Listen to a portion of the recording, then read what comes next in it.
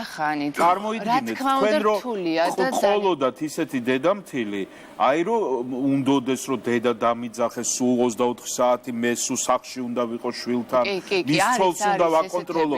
რა მოხდებოდა მაშინ? არა, ნამდვილად დისონანსი იქნებოდა ურთიერთობაში. შვილი არის ყველანაირი მშუამავალი.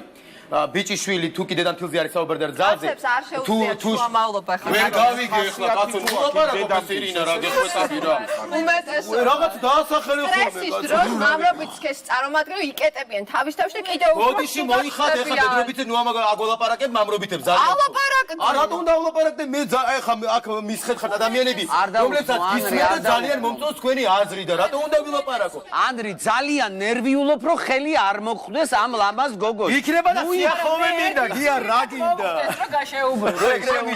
ძალიან დიდი ფაქტორია ბოდიში მშობლებიც მშობლები მარტო მგლები მამაოები მეზობლები მხოლოდ დედის და მამის გავლენა არ არის აქ არის საზოგადოების გავლენა მღვდლების გავლენა მამაოების გავლენა დედაოების გავლენა მონასტრების გავლენა მთელი